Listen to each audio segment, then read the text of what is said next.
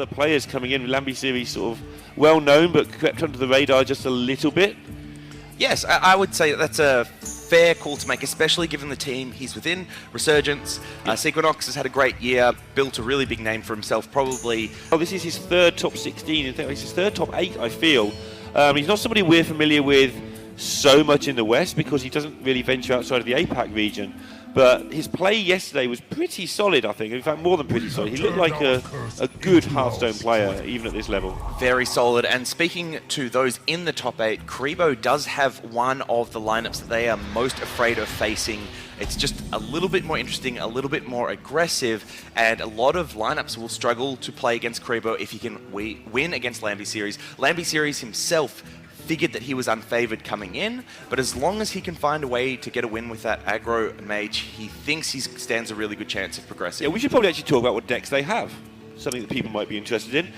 So Kribo's got the Odd Rogue, the Subject 9 Hunter, which all 4 casters now have agreed they don't like. Odd Paladin and Malygos Druid. Whereas Iambyseries has got the same. He's got Odd Rogue, he's got the Face Mage, he's got Even Lock, and he's got his own Malygos Druid. Odd Rogue, not been a deck we've seen much of in this tournament.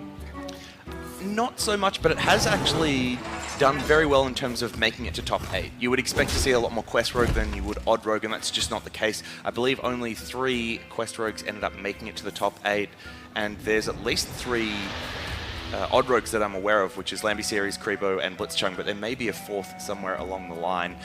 Shifting focus to Game 1, we can see it is well underway. Kribo has missed on the Wild Growth, and to compound that unfortunate fate, WI Malygos in hand is not what you want to be looking at if you're in Kribo's shoes.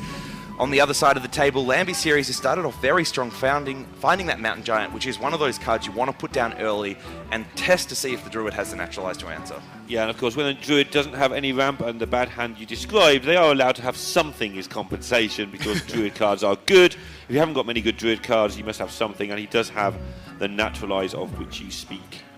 So the interesting choice for Lamby next turn is to whether or not to tap before playing that Mountain Giant. If you tap, you risk more overdraw if they have the Naturalize. So I favour, more often than not, not tapping, leaving that hand space open, especially when you see that your opponent hasn't had ramp. It means they've got a clunky hand. The likelihood that they do have that Naturalize increases by a fair bit. And also, if it sticks, the downside of you not having the extra card isn't so bad. It's like, oh, well, I've got an 8/8. I'll take the fact I'm 1 card light. It's like, that's fine. So you might as well not do the tap. You might as well not take the risk. The punish is likely, and also the punish. If you're not punished, you're absolutely fine. Anyway, we're just going to go digging for some more stuff. A nice little cycle here on Wrath, and it does enable a favourable trade with that Mind Control tech. And he can follow it up with that Naturalize, as we were alluding to, which is potentially going to mill an important card for Lamby here, but by not tapping last turn, he limits it to just 1 overdraw rather than 2. Let's see what's drawn here. Hooked Reaver, that's a useful card. Spellbreaker's nice, and to mill Greymane, you would actually prefer that. Yeah, you don't mind that going. It can be okay later. It's a surprisingly chunky minion when you've got through all of the Druid's removal on your bigger stuff, but you'd take it for sure. I mean, once the game started, it is by far the worst card in the deck. You want it to use its ability, and then you're happy for it to be removed forever. So I would actually consider that to be very beneficial for Iambyseries. It's thinned his deck of the worst card that is there. Sure. See where you're going with that. Now Lamby has to work out how he wants to get going again. Obviously, not much doing. You don't really want to run things into a 3-1. This is actually an annoying mind control tech. Absolutely. If you play Defile here, you don't get the opportunity to develop anything else, as there's no 2-drops in hand. But if you just play a 4-drop out, then the Mind Control tech with the Hero Power can trade in. The interesting thing for Iambyseries is that you would hope that by doing that, you disrupt the turn. But as we can see from Kribo's perspective, there's not much going on, and even if Nourish was found, you'd still like to be Hero Powering. Now, as it turns out, it has disrupted the hand a little bit, because ideally Kribo would be just running out one of these Arcane Tyrants, but is unable to do so with that 4/4 on board. Or he can, but it just makes for a really awkward couple of turns. Iambyseries giving away his game plan with that turn, though. Healing your opponent's face when they're not on 30, so it's not a BM. It's actually just avoiding healing his own face. And of the 2 available other targets, you don't really want to boost the MZ tech up either, so putting Kribo back to full health just so he can start planning to get to those hooked Reavers. And this is a play we're seeing develop more and more from Evenlock players, especially at the highest levels. Both for them and their opponents. We saw things, for example, in the last series where Tyler actively chose not to hero power the Even Warlock opponent to not drop him down below 15. Same thing with this series, Iambyseries healing his opponent's face to try and drop down below 15 as soon as possible. And this is making things really awkward for him because playing the plated beetle plus a 4-drop is the play you want to make here naturally, but you don't want the armor if that is your game plan. I don't mind just the Dread Infernal out here with both Spellstones already in hand. That being buffed up is great. It's also good if you draw your Gul'dan, which is a thing you're hoping to do. Yes, yes. Okay, so Kribo's side is still looking just awful with his hand. Really, he needs a nourish for this to come together. And if he doesn't find one in the next turn or two, I wonder if Iambyseries is going to be able to create such an advanced board state that Kribo won't be able to catch up. It's weird how Druid cards are actually correctly costed after all. Yeah, only when you whiff on all the ramp. Yeah, exactly. It just turns out that actually they have the right numbers in the corners. It's just the number in the bottom right corner that's wrong. When you have 9 mana on turn 4 or something. But yeah, Druid just looks very mediocre when he doesn't get that ramp. And I think this is the only downside of Druid that we have seen in a lot of the different decks. So Taunt Druid and Big Druid can both do similar things where if you just miss all of the ramp and you draw very heavy, you can have effectively hands that are dead throughout most of the game. But it just happens so infrequently, and that is what makes Druid so powerful. Yeah, it's even more unfortunate for Kribo. He is playing that Wrath, which isn't necessarily anywhere near staple in Malygos, I don't feel. So no, it's not. An extra card cycle to give yourself more chance of hitting that ramp. Plenty of ways now for Iambyseries to proceed. Really wants to go for the throat now because when the Druid gets to 10, things start to go wrong for you. It's just the Druids normally get to 10 that much quicker than this. He's got a little bit of time to play with so he can plan ahead as to how he's going to build this offensive. So plated beetle coming down, and I would not be surprised to see a tap follow this up. Ooh, interesting. This is a change in game plan. Yeah, we saw before that he was trying to conserve his life loss to get 15 as soon as possible to get the Hooked Reaver online. This is a pretty big departure from that where he's bumped himself back up. Yeah, he's just going to go for it now. He's seen the Nourish didn't happen, and he's like, oh, I can do things. I can play against this Druid, and I can kill them before they actually do anything useful. And it's great to see this change in plan. This is quick, thinking on his feet here. And I think the main reason why we have seen this out of Iambyseries is the fact that Lich King's in his hand. He knows he has a very big drop to follow this up on the next turn. 8 power on board, which Druid's going to struggle to remove. Another 8 to follow that up. And Kribo only being on 20 life, that adds up very quickly. Kribo, though, is finally able to get the Malfurion the Pestilent online, and putting those spiders on the board does make things tricky for Iambyseries. It's a great play into turn 8 for Evenlock because it stops a lot of their big drops from coming down. Does have Mossy Horror, which isn't ideal because it blows up his own spider as well. But it's not a card that's going to do a lot. There is Spreading Plague, but that often gets Branching Paths back up anyway. Even in this match, which is weird. Yeah, I don't mind holding on to the Mossy Horror, but the other option might be something along the lines of Spellbreaker 1, Plated Beetle in the other, and then you can follow it up with Hooked Reaver. That looks quite a nice big board. Yeah, you put 14 power on the board, you can put 6 to face this turn, and then you do have the Mossy Horror's backup if a Naked Plague comes down. Plague, which is... So he's just doing the easy bit of his turn just to save animation time when he while he thinks about the final bit. And I like the play you just mentioned there, the Spellbreaker, the Hooked Reaver, and just give up your Beetle. And it looks like Iambyseries is weighing up between that or the Hellfire, and he's going the... Ooh, interesting. So the Mossy Horror's come down now instead, and the Sun Fury Protector's going to follow that up. He's going to get the unfortunate news that Kribo does have Spreading Plague, and this is quite an interesting read from my perspective. We've seen that Kribo has a very awkward hand. Yeah, so you half expect there to be a Plague, because there wasn't anything else to do. Absolutely. And there wasn't another turn where Plague made a lot of sense. So it's reasonable that he would have held it in that first 4 or 5 cards. I do think Iambyseries had that at the front of his mind there. That's why that took so long to make that turn. It's obviously very close. This line certainly pushes a little bit more damage and gets things going better if there is no Plague. And maybe he just felt, okay, if there's a plague, I get through it not too bad anyway. It's just a bit of a nuisance. Because you can still silence one, kill another. It's obviously not better for him this way round, but maybe he has a backup plan. I'd be surprised if this next turn wasn't played very quickly from him. And he does have the Tyrant to follow that up, and it actually unlocks a lot for Kribo next turn. He has both those UIs at his disposal, but he also has Malagos plays, which both Moonfires and Spellstone in hand. Obviously, you want to traditionally hold those Moonfires for the full combo, but he may feel that he needs to swap to a more tempo-oriented game plan, depending on how this next turn plays out for Iambyseries.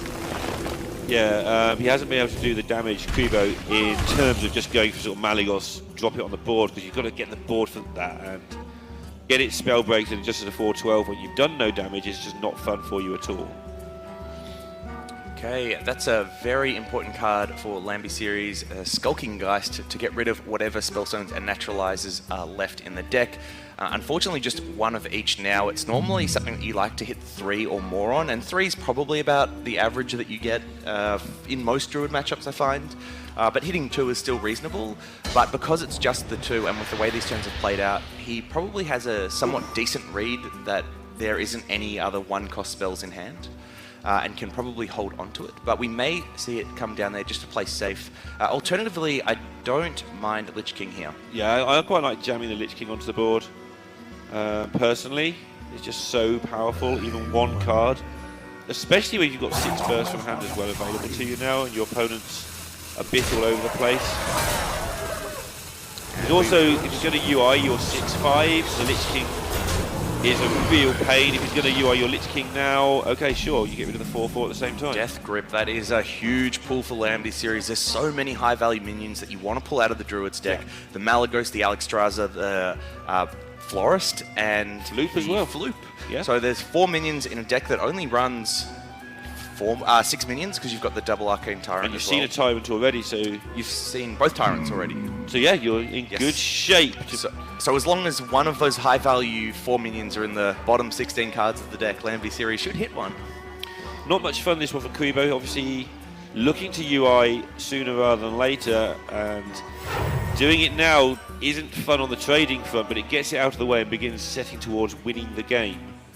But he'd have liked to have empty his hand a bit more beforehand, and actually this play Hearthstone will take him to full here, and with both Arcane Tyrants already played, he won't be able to then drop one on the board as follow-up, so that will mean a card will be milled next turn unless he decides to dump one of the Moonfires here. Turn is not. Alright, so trades into that Lich King, weighing up whether or not those little beetles need to make trades themselves, but I can't see a good reason why he would be doing that. Yeah, it doesn't seem like you'd want to bump them in. Unless you want to put one of these 2 minions to a specific total, maybe make a 6/3 Infernal so you know you can hero power it, but nothing stood out. The problem with doing that is you basically let your opponent get more damage to face on the follow-up turn, and all the trades that he could have made let for Hellfire be really powerful. So Death Crypt coming out now, what does it hit? Hits the Florist. Pretty big deal. That is a big deal. It means, from Iambyseries' perspective, Kribo can no longer do the 30 damage OTK combo. And it's actually a card that he can use himself. I mean, a Naught Mana Geist isn't the worst thing in the world for development in a couple of turns, but probably not in a hurry to. He has too many good options for this turn as it is. Now, interesting consideration for Iambyseries here is that Skulking Geist can come down and remove the Naturalize in hand, but it means that there will be no mill on the follow-up for Kribo here. Yeah, he does go for that. And going through these the old-fashioned way, the slow way, unfortunately for him, is Iambyseries. Certainly didn't want that plague in the way, and that was a consequence of getting his Mossy Horror down in that difficult turn the turn before the plague was played. Yes. So interesting here for Iambyseries that he didn't play the Ooze, and I'm wondering why. He has seen the only Mind Control tech played out already, and One Spreading Plague has already been played. I mean, Twig is a nuisance. I guess it's not much of one, but it's still a pain. There's a chance the game goes that long. So Kribo, now shifting up game plans, has decided that he can't sit around and wait any longer. He's going to tempo out that Malagos, followed up with double Moonfires to clear down the board, and say to Iambyseries, you have to start answering my threats, not the other way around. Yeah, indeed. He does have the Spellbreaker available, and also going back to that Ooze play, because he stole the Florist, maybe he feels if he keeps an answer for the twig as well, that he'll really have a lot of control over when the Malygos goes off. Death is eternal. So, Iambyseries, is not. does he have a full clear with the Defile? I don't think so. He can get rid of the Malygos with the Spellstone, Hellfire, and Geist trade in. How do you feel about those Moonfires, by the way? About like, using with them there? Malygos swipe, with Flute swipe, double Moonfires, a lot of damage he'd be having available to him for the rest of the game. It's true. It's true, but I think Kribo realizes at this point that he can't wait any longer. There's no other combo pieces you really... Well, you can't get the Florist, one. And then secondly, Alex Dryzer's lost a lot of value because the even lock never sits at 30 for the game, especially when Gul'dan hasn't come out. Yep. So he's recognized that he had a little bit of a board with the Malygos and double Moonfire pressure. He can then start pushing face damage and threatening his own win. Yeah, he does still have the branching paths available. Oh, this is interesting. Decides to silence on the Malygos and not use the Hellfire this turn, which has a little bit of a better board, but leaves that very strong Malygos body. Now, Kribo here can follow it up with the Floop, and the swipe here is very powerful. Yeah, very tasty clear. That's 9 straight to the face. The 6 damage will clear up those minions. The Malygos then follows it up to deal another 4, putting Iambyseries to 14. He may want to avoid this just because of Hooked Reavers, but you're missing out on 7 total damage with the hero power as well. So I think with the line that he's committed to, he has to go face here, and that is indeed what we'll see. So Iambyseries now has to find a way to get rid of that mini ghost. Yeah, not having much fun here. He's going to have to something like Hellfire Defile and then play his 7/7, and oof, that gets chewed through by branching paths. You go down to 8, which is getting very, very risky. Is there actually lethal for Kribo on the follow-up? Not if he gets rid of the 3/4. No. But it's not fun. I mean, there's double branching paths available for buffs if he wants that, although they can do so many other good things as well. So Iambyseries is getting to the point now where he needs to find that Gul'dan just to get that life total back up. So not a great draw there for Kribo. So we could just see UI face this turn. Is there any other damage or cards that he wants in his deck? There's not much left out there, so... No, I think the second Spreading Plague is the only potentially useful card. The Alex Dryzer, maybe. So he's going to swipe it, take it down with his face. I like this play better. It still sets up the UI lethal next turn, but you leave your Malygos and clear the minion. This is good. It is, but it does give a lot of outs in terms of taunts. Oh, he's going to branch your pass, make sure that's not the case. Okay, that's fine. Yeah, that's fine. Sets up the UI lethal. Yeah. So for Iambyseries now, it has to be Gul'dan off the top, a 1 in 9 chance to hit it. Oh, and it's a miss. That will be game 1 to Kribo. Iambyseries, of course, does not know that the UI is in hand. From his perspective, there are still 11 cards left total that haven't been picked, or haven't been played.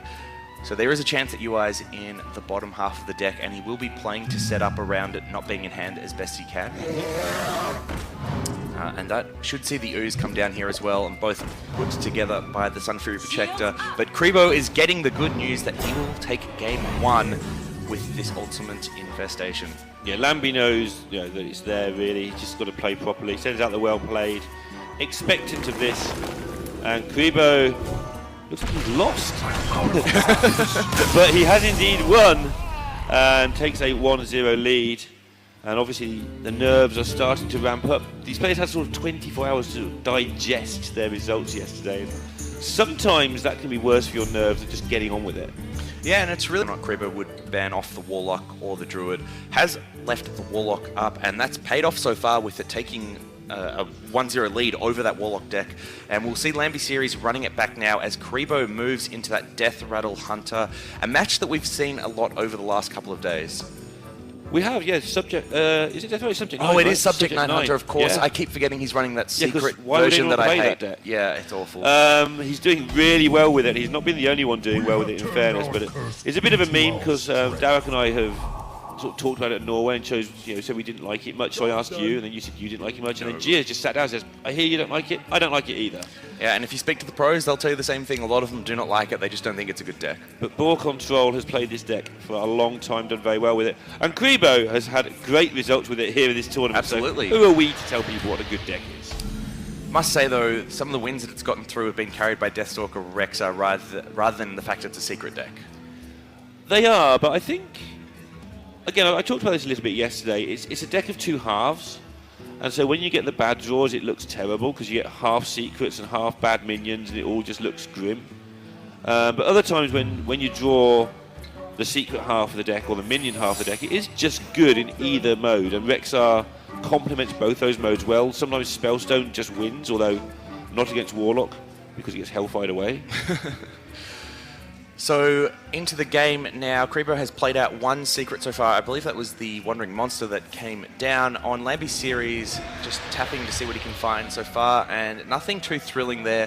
One card to draw your eyes to is that Curse of Weakness, a tech card that does not really see play on ladder anymore, but is something that Iambyseries has included for this tournament and had success with so far. It is amazing how when you turn up with a tech card, even to an open deck tournament, it can really throw people. Yeah, because it's one thing to know that the card's there. It's another thing to know how to interact with it and how to consider it in any given turn. Yeah, a lot of Hearthstone play, even at the top level, is played on instinct, it's played on repetition, it's played on things you've seen before. Because the turn timer, Chad are going to hate me for this, but the turn timer is actually quite short compared to a lot of other strategy I games. hate you for saying that. It's only 75 seconds. It's long. It's really long. I can't do anything in 75 seconds. Oh my. I mean, if they can do Blitz Chess, then we can do the same thing for Hearthstone. But why would you? It's interesting and fascinating. And you Because have to work out how to play around Curse of Weakness. making decisions fast is an interesting skill to have. I don't want that skill. I don't think we need that skill. I think 75 seconds is fast. Agree Okay, to disagree. we're going to have a fight about this later. You're bigger than me, so I'm going to shut up now. I feel like this has gone on for 75 seconds plus, which has felt way too long. I thought it was just about the right time. So back to the turn before the rope appears and starts us off again. Iambyseries has got a really bad opening hand, and although he can deal with the Bear Shark, it is just not fun. But this is the weakness of the Hunter deck and the strength. You can play things out, they have to be removed, but you don't have many of them because your deck has half the deck is doing other things. So, really interesting play there by Iambyseries that I do want to draw your attention to. The Hellfires are absolutely key in this matchup because they deal with the Spellstones like nothing else. And I'll get back to that point in a second because this is an interesting choice for Kribo here. The Deathstalker Rexa is that second game plan that you spoke about. The Spellstone is that first game plan you talked about. Now, I'm leaning really heavily towards taking the Rexa here, Me but too. do you think that Spellstone should ever be considered? It's very hard. You haven't got a read on the second Spellstone because the last one was important, because if a Houndmaster had buffed that Bear Shark, it was going in all the way forever. So Iambyseries was forced to Hellfire.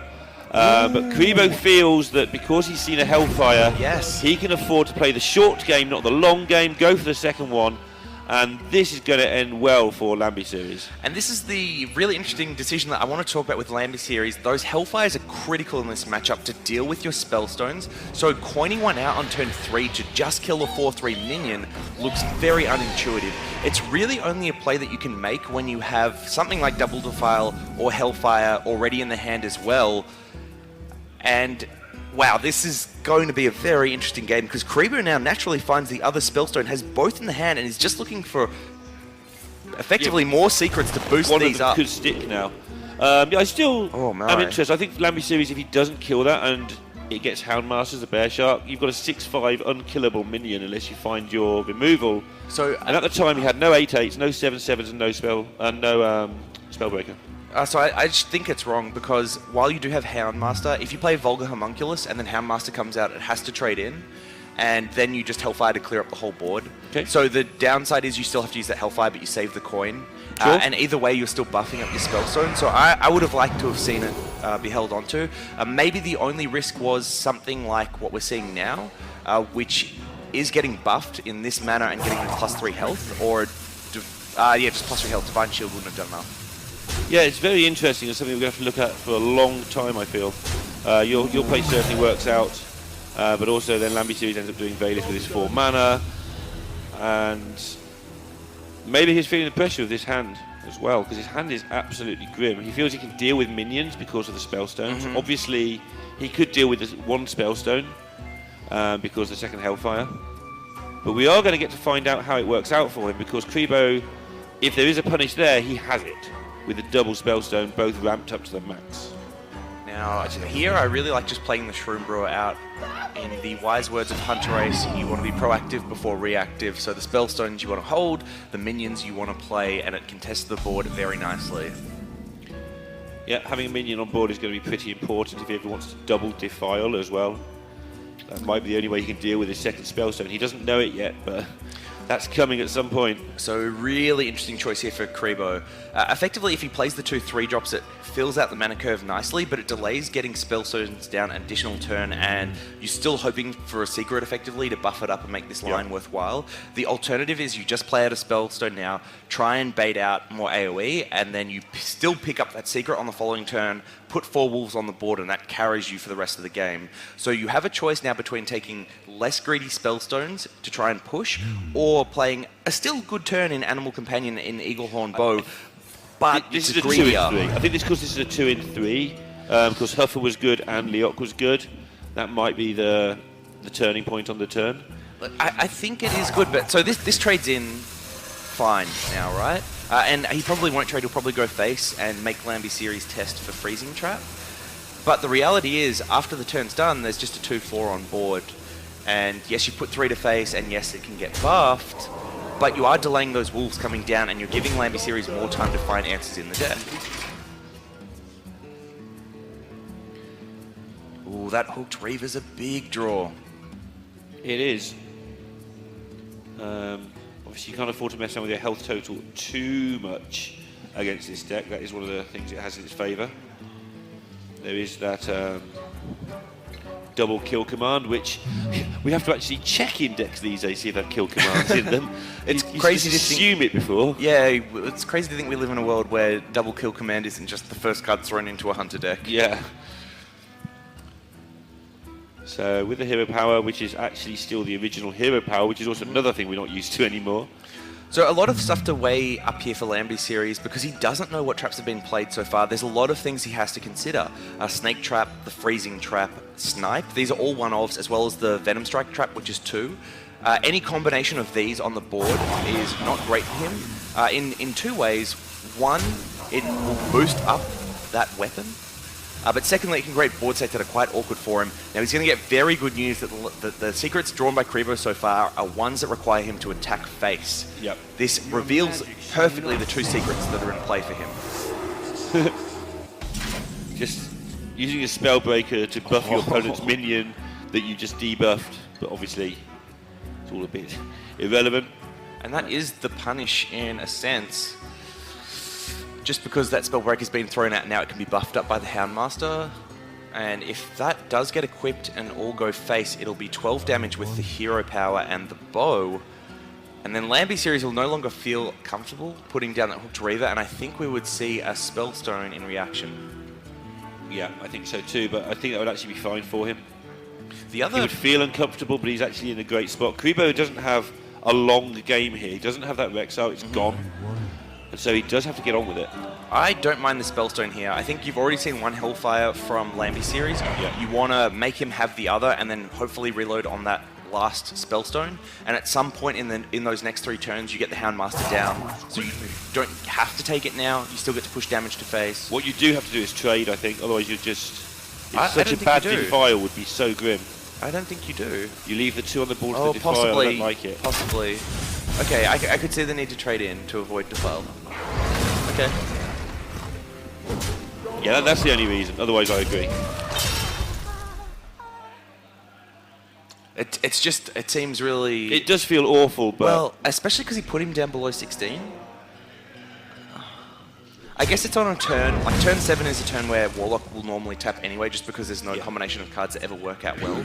But to proactively do it for your opponent does seem a little interesting. I think if he defiles there, though, you're scared of the second Hellfire. You're trying to suck that second Hellfire So out. double Houndmaster is very interesting. It can buff one of these all the way up to contest the Reaver on the board, and now it actually builds a board that commands another Hellfire. Yep. So if it does come out, you are guaranteed for that last Spellstone to be safe. Yeah, and that's what I think he was trying to do last turn, and that's the result of that last turn, is he's managed to stop the Defile from replacing the Hellfire. And now with now he's going to be very difficult for Iambyseries. And with Iambyseries on 11, the other thing he has to respect is double kill command. Yeah, or even combined single with kill hero command in power. some spots, yeah. So I don't mind still just playing out a Hooked Reaver and then using the Spellstone, but it looks like Iambyseries has found a slightly more interesting play with the Hellfire and the Plated Beetle. That puts him up to 10, which does put him out of double kill command range for this turn. And if any minions are played, he knows he can heal back up with those Spellstones. Yeah, And getting that the will just put Hellfire him- use is nice to buff those 2 Spellstones together. Absolutely, and it also means it'll take him 1 turn close to that Blood Reaver Gul'dan, which really is the ultimate stabilization. Now, Iambyseries doesn't know it, but the Deathstalker Rexa has been discarded. So if he gets through this wave, he's won the game, but Iambyseries doesn't know he's won the game. And Kribo nearly made a mistake there playing this Razormaw and playing into Double Defile, and he's still not sure. Now he would have gone into Double Defile there, and that would have just been the end. Okay, so the Hooked Reaver coming down, and the Spellstone will no doubt follow it up. That puts Iambyseries up to a very respectable 16 health with 7 more on the board. Can Kribo find a way to get through this? Not with a Diamold draw. The Crackling Razormaw is going to have to come down now and find, hopefully, Poison to at least get through this Hooked Reaver. Yeah, he's trying to keep back a Beast as well for kill command at all Commands, times. yes. So there are good reasons not to play it last turn. So the Poison not found. The second best thing was either +1/+1 or +3 attack. He does find it and can clear off the Hooked Reaver, but this is a very weak board. And Iambyseries can now safely Blood Reaver Gul'dan. Yeah. And that is what we'll see come out. And this just puts him in a winning position. Kribo knows it. Yeah, he's sucking it up, ready to get into game number 3, I think, that one. This is just use a moment to calm yourself down a couple of turns. There is no Rexar, just to remind you, that did go in the tracking early on. Correct. Now the interesting thing for Kribo here is whether or not he'd play it out like Deathstalker Rexa is there, which you could do just to try and wear down your opponent. Yep. But I think the much more respectful thing is to quickly proceed on to game 3. And Iambyseries takes the win, tying it 1 apiece. And don't they know it in the crowd? We can hear you. Game's exactly like the last one, where even though he did end up with double Spellstone, it just didn't get there. So the Paladin deck being run out now, and the Odd Paladin is one that we haven't seen much of, but has been very successful for Kribo and creates a lot of awkward matchups for the traditional lineup we're seeing in this tournament. You know what else creates a lot of awkward matchups? Is double Corridor Creeper in a deck that Yeah. makes a lot of minions. Yeah, that's a pretty good opening hand. Yeah, I think he'll be very happy with this one. And Iambyseries now needs to be a good player and get some 3 drops in his hand quickly. So the Crystallizer coming out there. Neil, can you tell us a little bit more about why this card is actually played? So I'm of the opinion that it's played because you can't play 3 Diamolds, it's against the rules. So it's basically a very fractionally worse Diamond. Stored energy. It's fractionally worse because you can't play it when you're lower than 5 health. But the rest of the time in this deck is basically identical outside of weird Blink Fox, weird strangeness. And we did see a lot of people thinking about including this, especially early on in the meta, to help avoid Alexstrasza. So despite the fact that Alexstrasza takes you down to 15, you still have that 5 armor leaving you on 20. It can give you a little bit more survivability in some matchups. Yeah, you can play it in Warrior if you want to use your armor with your shield slams and that sort of thing. So there are reasons to play it, but in Rogue, the main reason to play it is you can't play 3 Diamolds, it's the rules.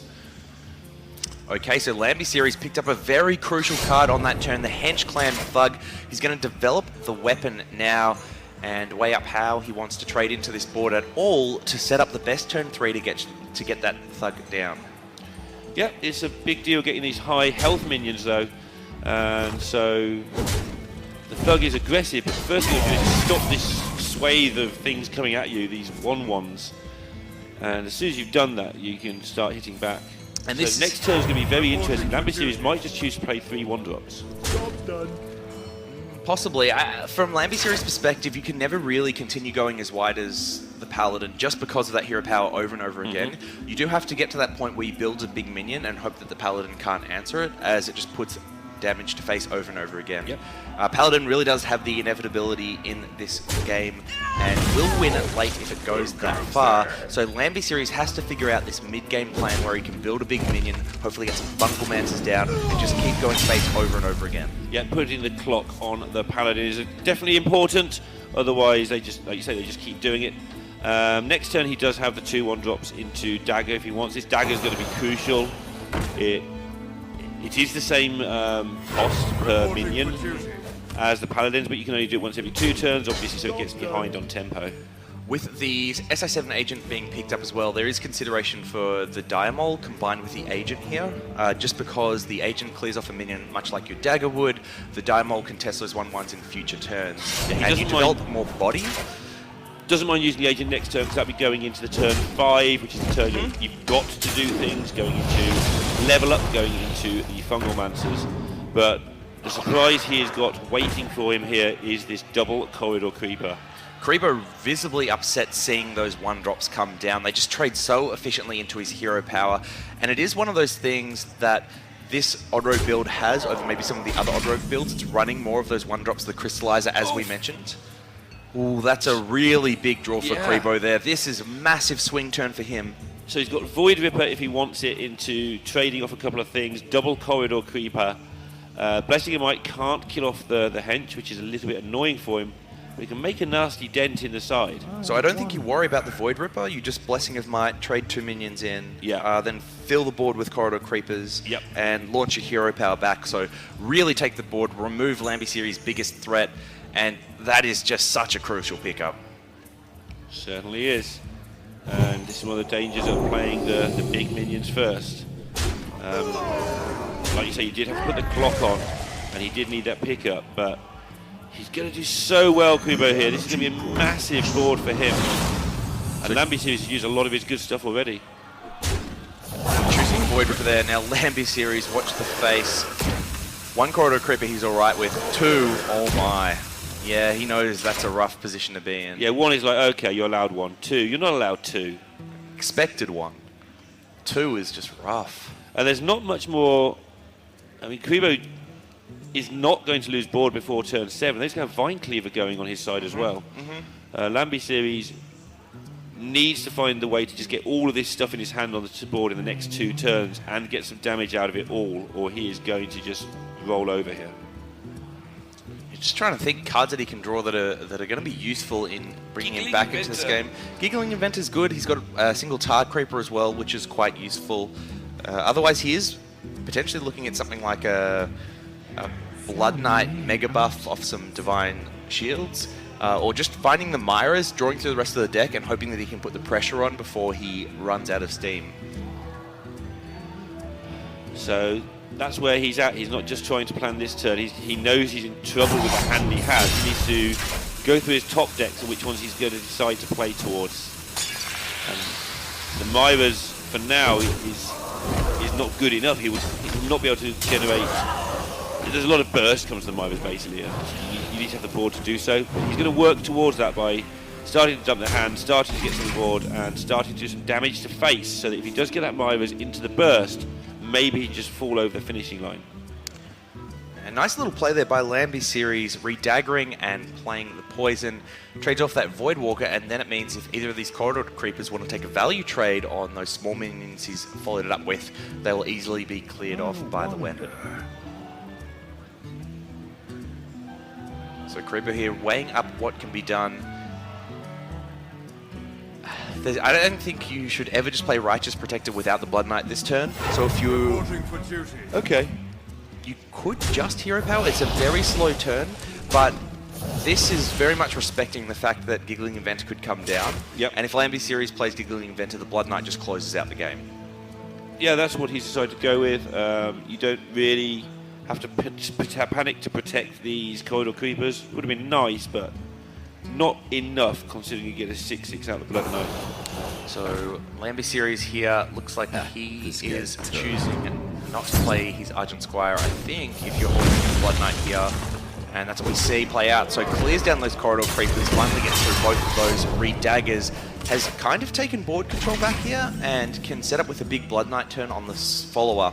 total miss for Kribo, but he does have that Righteous Protector, Blood Knight, and Hero Power play, which is still fine going into Vine Cleaver, which is what he's been holding on to. Yeah, I mean, you were saying about Iambyseries getting back into it. That's right for turn 6, and I agree, but the Vine Cleaver will just turn it straight back again, unless Iambyseries starts picking up some more damage and some more things to do.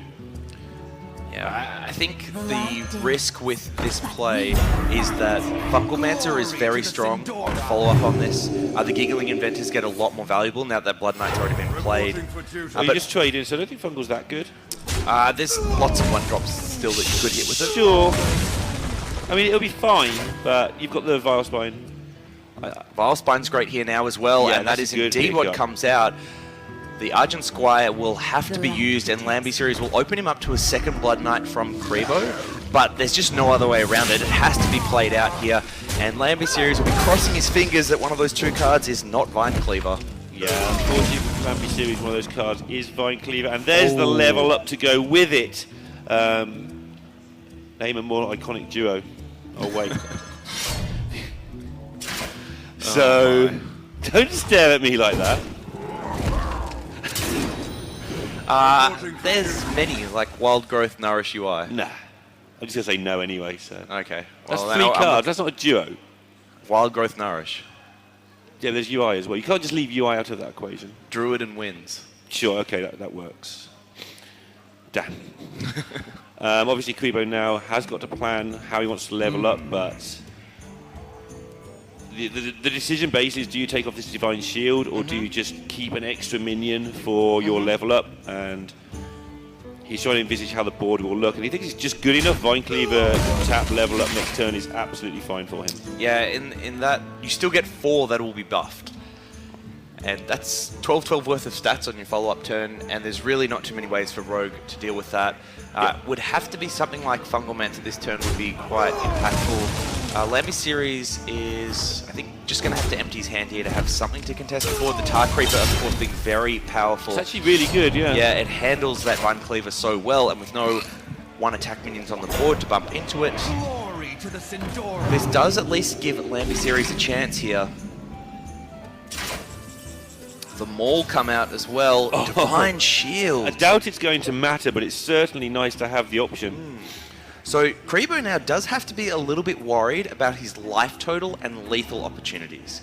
Because if he attacks in, he's taking 3 damage, he's going down to 16. That leaves on Iambyseries' board 8 damage plus the weapon, that's 10, which means all of a sudden Leroy isn't out. He'll have all that level up stuff though, they'll all have the taunt and... Yes, if level up gets played out this turn, yes. So he will have that, but this is the sort of thing he needs to be considering. Definitely needs to be awake to it for sure. So he may go for a... This is actually really annoying for him, this Tar Creeper, but I think you still have to get the level up out there. He's trying to work out, will I ever get more than 4 dudes? Because he's going to lose most of them just on board. But I think he'll realise that actually he needs them, and then maybe his second board just gets the win with the Purifier's Maul. Yeah, the sad thing, of course, with the level up, with there being 2 3-attack minions on board already, and the Hero Power 1-attack minion, you can actually clear 3 of the 4 off. So I think Kribo is actually placing some consideration into whether or not Purifier's Maul should come down to protect the 1/1s. He definitely is. He's got to do something. Oh! He does nothing. Seemed brave. Wow. And just from his reaction, it didn't look Leroy, like... Yeah, from his reaction, he didn't not intend to do that. Yeah, I agree. He chose to, and I mean, he knows it's only a 1 in 19. But I think if you're going with that play, I'd just like to see the Purifier's Maul come out and... Well, so this does set up for a really powerful next turn with the level up and Purifier's Maul, because that does create a board that Iambyseries can never get through, even with something like Leroy coming out. And as it stands, these 4 minions here as 1/1s are really awkward for Iambyseries to trade into based on the attack and health of his own minions. But it does open it up to a lethal out that I don't think you needed to give. I don't think you needed to, yeah. I can see the trickery behind this play, and it looks decent. And I can see you get an okay level up out of it. But you get a great level up out of this. Choose soon. But you need one now. You didn't need a great one before. You just needed an okay one. You were going to win with your hero power just outvaluing theirs. I totally agree. I do think it's a misstep from Kribo, but I can see at least what he was intending to have happen with this line. It's one of those plays where if you're not careful, you outthink it. It may even be right, but it looks very scary. Now I can see this board this turn. And the thing is, if he was on 10 life and you could fit in the hero power, the Purifier's Maul, and the level up, it'd be fine. But you cannot, and But you do get now the Sacred Maul, which can give everything Taunt. That's Sacred Maul, right? Sacred Maul's Taunt. Yeah, you can also attack the 3-1, then play the level up, and then put your 1-1 into the I wonder. Flappy Bird with Divine Shield. This way does the same thing. Yeah. Well, this way you lose a minion. Oh, right, if you're playing the Purifier's Maul this turn as well. Yeah, you could have attacked with your 1-1 as a 3-3 Divine Shield. I'm not sure that Purifier's Maul He's not going that way with it.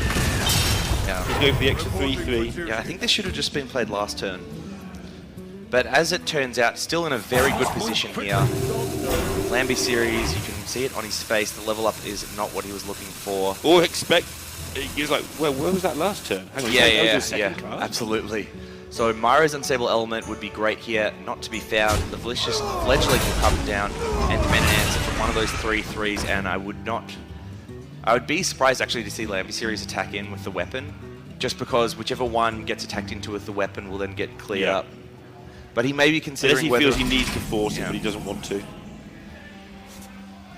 Alright, so this is the inevitability we talked about with this Odd Paladin. You get to this late game, the Odd Rogue is basically getting to top deck mode, and the Paladin can just keep putting more and more minions on the board every turn. And this is basically 2-turn lethal now as well. You can still pick up the Flappy Bird if you want. You might not even bother. Just stick everything into the face. How does it get through that lot? He does not, is the short answer. There it all goes. Yeah, you can trade because you've got lethal anyway. Fine. Yeah, I think it's fine either way. It doesn't really change the outcome of the game at this point. And Kribo is 2-1 up with only his Subject 9 Hunter remaining. Fungal Mancer comes a little bit too late for Iambyseries there, and yes, it is just one deck left remaining for Kribo at this point. The Subject 9 Hunter, the one that we've been hating on non-stop We're for such the last bad few people, days. right? And look, it was a week, but it wasn't meant to be, and we'll go now into game 4 between Iambyseries and Kribo. Kribo piloting that Secret 9 Hunter, trying to find a win, while Iambyseries running back the Odd Rogue. And once again, a pretty nice looking start from him here with the Firefly, the 1-drop that you're looking for, as well as a Hench Clan Thug on 3. This looks much better than the other hands we've seen him have with this. Should be able to play around secrets reasonably well with it. Obviously, freezing trap on Firefly is fine. You've got enough variety of minions to tiptoe around the secrets. So Spellstone, great pickup there for Kribo. And I think you're spot on. This matchup is definitely going to come down to how well Iambyseries can navigate the secrets that Kribo plays.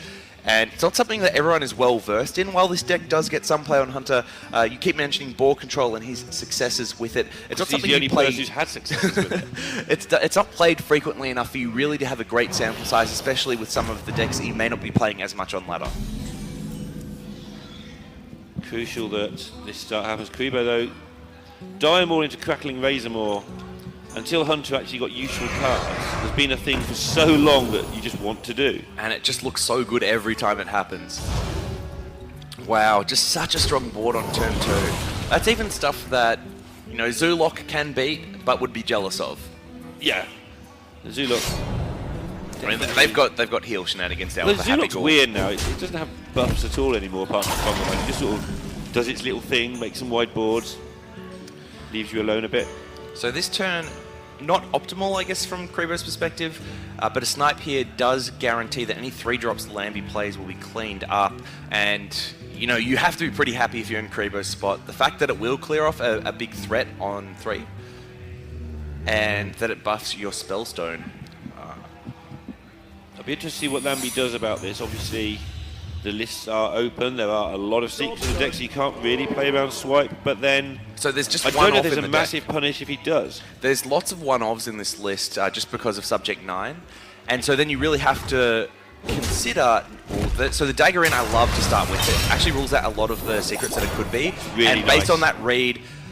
Wow, that was really fantastic. super That was play. a lot of smart decision making that Lambie played very quickly. So identified off the attack that it wasn't a bunch of secrets that it could have been, and then followed it up with the Tar Creeper just in case it was snipe.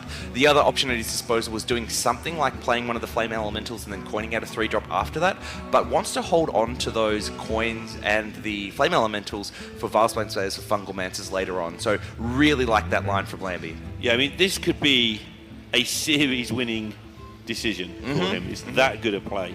If he just lobs out the Thug and hopes for the best, he probably just loses. And that wouldn't be... You might even think, I have to, because my Tar Creeper's too slow, but the way he checked first was willing to give up a point on the Thug for that information. Very nicely done. And Kribo's just going to fight for that board like crazy. Yeah, the kill command is quite interesting there. I mean, he didn't really have anything else to play, and he's trying to create this empty board for the Spellstone, but it does give Iambyseries a little bit of a signal that he can play out these high-value 3-drops relatively unprotected. Yeah, he nearly kill commanded face last time, or at least he looked that way for a minute. But yeah, wow. Here come the Wolves. This There's is not such a many of powerful them. turn. So the Fungal Mancer here at Iambyseries' disposal, it does give the Fire Elemental a great trade into one of those Wolves, and the Fletchling can go face, find that buff. The only thing he has to consider a little bit is his own life total here. He is on 20, facing down 9, which will soon be 6. The +3 health. Didn't get to see the buffs there, but I will take his word that that was the best. And then things like Wind Fury, possibly Divine Shield, Maybe +1/+1. would have been maybe considered. I like the +3 health over +1/+1. That's what I'm saying. That's one thing he might have been Yeah. off. Oh, yes. Trying to work out, because it's not the best. So one of the things that Lambie has identified is, despite the fact that Kribo is pushing him and can continue to push his life total, he's already seen one kill command that limits the burst, and he's got a lot of burst of his own with that Deckhand and Leroy in hand. He has to play aggressive himself. He probably does. He does have a nice play if he wants to go the other way with Rexar into just get rid of this Flappy Bird. And Yeah, this is a really good play for Kribo, and really it was the only thing that would have saved him in this position. yeah, now he has to change strategy, of course. I say of course, I believe. Now you've lost the hero power, you lose so much sort of accumulated damage. I can't believe there's a world where Kribo doesn't trade into the bird. So now you're just going to defense mode and just try and run the rogue stuff, which often ends badly, but with yourself on 30 still, because of the early pushes you made, still got a chance of that working out. So Iambyseries here now refilling the board, the Hench Clay and Flood coming down, the daggers following it up, and potentially even some consideration as to whether or not the coin could be used here. You do have additional 1/1s to be used with the Vilespine in future turns, but decides to hold it for now. Yeah, I think the coin's really tasty when he doesn't really need to use it. He's got plenty on the board. Be nice to use it with Vilespine later to get rid of one of these ridiculous beasts. It means you can play all your other minions as they come. So a few interesting choices here from Kribo. The Stampeding Coda would take care of the 1/3 on board, but given the mana and the cost of the Coda, he'd need to hit the Snow Flipper Penguin to pair with it. So the Bear Shark is a little bit of a safer pick if he wants any chance of playing it this turn, but based on the cost of these minions, that won't be possible. So just building the best beast he can, and going to have to figure out how he's going to play this turn out otherwise. And it's a little bit sad, but not too bad. Yeah. I think these are the sort of games that, when we're saying we don't like the deck, these are the sort of ones that happen. You've got a Secret Keeper with one secret, and then a buffer beast with no beast to buff, and nothing happens. On the other side, if turn 3 is Bear Shark after turn 2, the first 2 turns we saw this game, he just wins the game. So that's why people love the deck. So Iambyseries checking the hero first, because that's where he wants to send his damage. He doesn't want to have to interact with these minions if he can choose not to. And that is great news for him. Yep, putting it all face, trading in would be a big mistake at that point. So Lambie now going wide and hoping that this damage can carry him over the line. Yeah. I mean, this is setting up exact lethal, I think. Yeah, Like the exact Leroy? lethal next turn. Obviously, there's trades that will stop that happening, but always nice. No, there is exact lethal in most circumstances here. So Kribo needs to do something about it urgently. So he can push 21 with Leroy and Dagger at the moment to face. Yeah, and even if something gets taken down. And for Kribo's, he can actually remove enough this turn with the Mossy Horror. And then I still think you start the turn with the Builder Beast and try and find a better option. Yep, looks that way. Snake Trap's not going to get it done. And anything but Mossy Horror looks bad. Although the Kodo has got Taunt. So that is another option over the Mossy Horror. That's why he's taking so long to decide whether to build beasts or not. Oh, Life Drinker with the Scale Hide is so strong here. It's pretty silly. It is such a big pickup.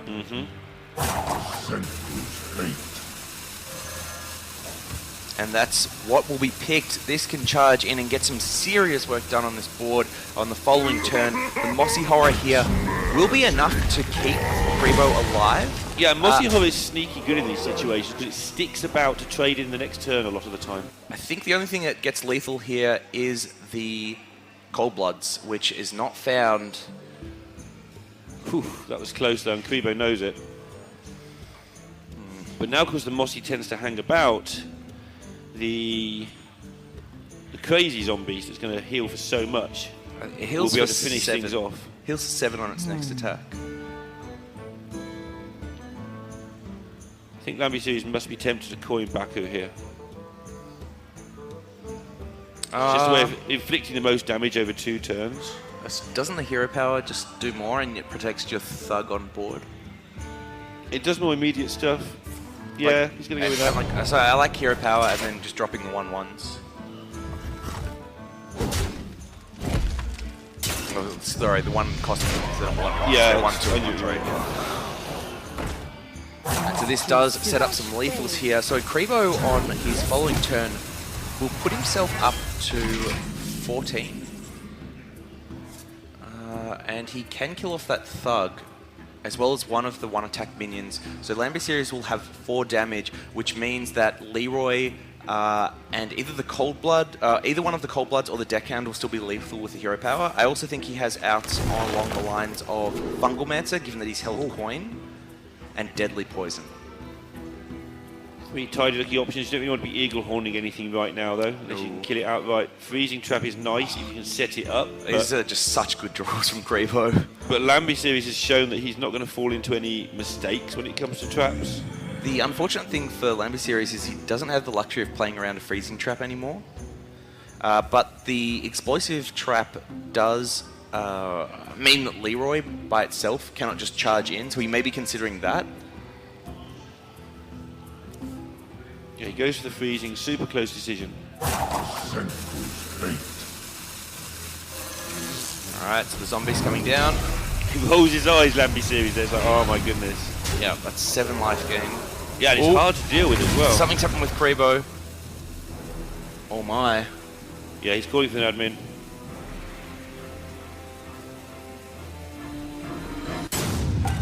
Oh, this is awful to see. So it looks like he tried to play the trap and couldn't. You couldn't finish out the turn or make those attacks either. So we have to, like, based on basically how that turn played out, I believe the Razormaw and the Mossy Horror were going into the minions, and it looks like Iambyseries is now having the same problem on his side. I think Lamby is just stalling, so they've got more time to work out what's going on. Nope, there we go. There's the confirmation of what's happening. And right at the crucial point, there's nothing we can do. We'll have to wait and see what the ruling is and what happens there. Iambyseries is explaining his side of events, and Kribo explaining his side of things. So we will have to. There's so many players playing so many games that it is inevitably going to happen. It's just unfortunate when it happens right now at the crescendo of an exciting game. And I come back to your point there about Iambyseries and the way he was playing. Really liked how he's navigating those secrets. And there are actually a couple of times throughout that game where he would have been able to secure the win if it wasn't for some great pulls from Kribo. So firstly, he had that Fletchling on the board that he bumped up to a 5/8. It was just the Rexar that could answer it, and sure enough, that's what came down. And then on that final turn that did see the disconnect happen, if Kribo didn't pull either the Explosive Trap or the Freezing Trap off that tracking, then Iambyseries did have lethal set up. So it was actually quite unfortunate for Iambyseries to even be in a position where he couldn't win that game. But that is all in the past now, and we will head into this fourth game between Iambyseries and Kribo. They, of course, whenever a regame happens, they have to run back the decks that they started the game with. So Iambyseries will be piloting that Og Rogue again, and Kribo is on the Secret Hunter. Very nice hand for Kribo here. Both Spellstones and already one secret. He's also picked up a tracking, which can help him find a second secret to really buff these things up. The odd Rogue can struggle a lot with 4/3/3s in back-to-back turns. Yeah, Rogue just has not got that wide board clear, I mean, so... what deck does normally handle back-to-back 4/3/3s? Warlock can sometimes, and that's maybe about it. Mage. Kribo, though, is... We've seen how nervous he's been all the way through this tournament to some degree, and as it's gone on, he's got more nervous. He must have thought he was through this round. He was looking in a great spot, and again, it wasn't guaranteed, so you do have the regame.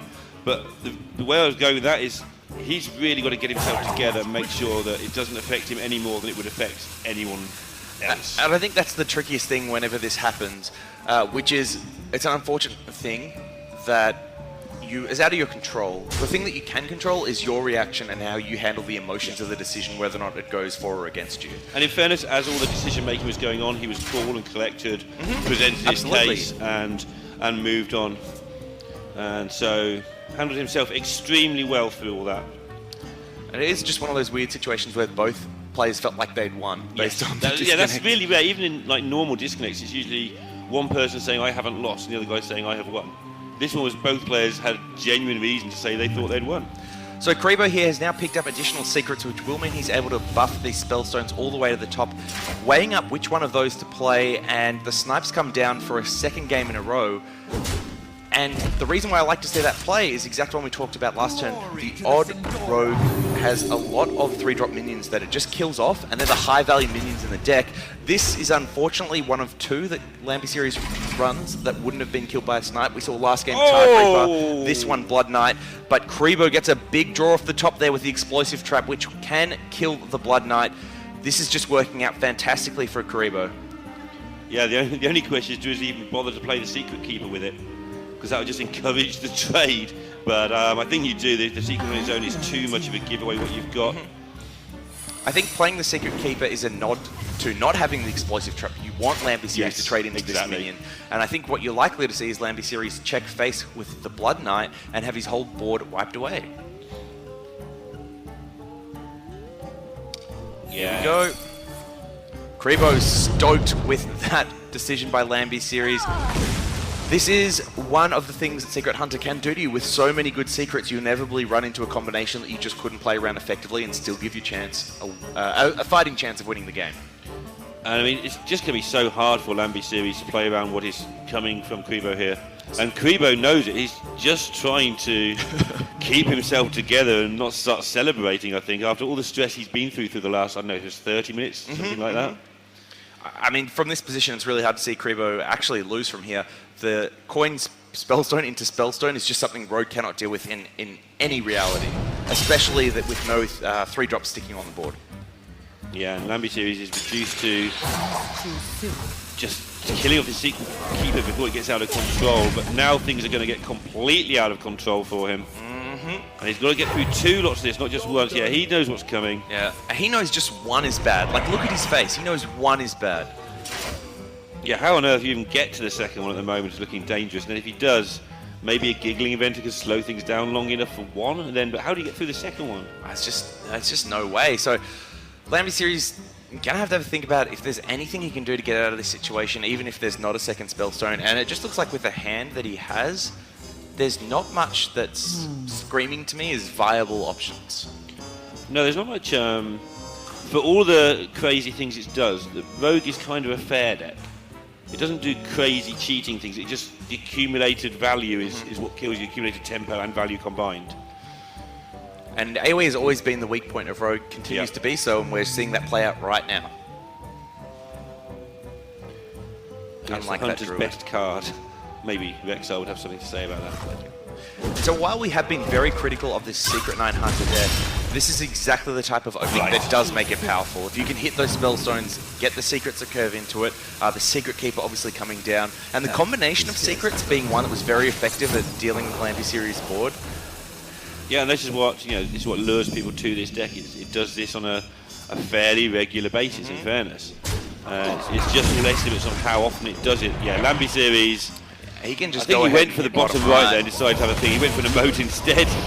I think the only thing that might have saved him there in some reality is if Kribo decided not to trade in, and then the Fungalmancer can get some favourable trades and you can maybe find a way to steady it, but with so much damage on the board, the hero power, now the Eaglehorn bow in hand, there's just nothing for Iambyseries here, and you can see it on his face. Yeah, he knows there's nothing, but trying to work out a way that he can get into it. I don't think there's much going on. I mean, Dark Reaper is one of the better draws, and will soak up 2 of those wolves from his perspective. Oh my. Subject 9 Hunter will then help thin the rest of the deck, although there's not too many secrets left at this point. Yeah, there's usually a couple of X. They play a couple of 2 of just to make sure there's always something to pull, but you're right, there's not many left. Maybe 3. I think there's a freezing trap. Not going to matter though. I don't think that's Subject about 9's even going to get to the board, I don't think. That's not a taunt minion, that's not a charge minion, there's 23 points of damage either. In other words, he's in trouble. So after all of that up and down, I bet you Iambyseries is hoping he could go back to what was the previous board state and trying to find a chance to win from there, because this is all but over, and Kribo will take the 3-1 victory over Iambyseries. Locals here obviously disappointed with Iambyseries being the last Singaporean left in the tournament and doing a fantastic job, but you have to be thrilled for Kribo fighting back through that adversity. Yeah, and I feel that if the first run of that game had reached its natural conclusion, that Kribo was going to take it anyway, so I think that, I mean, justice has been served is a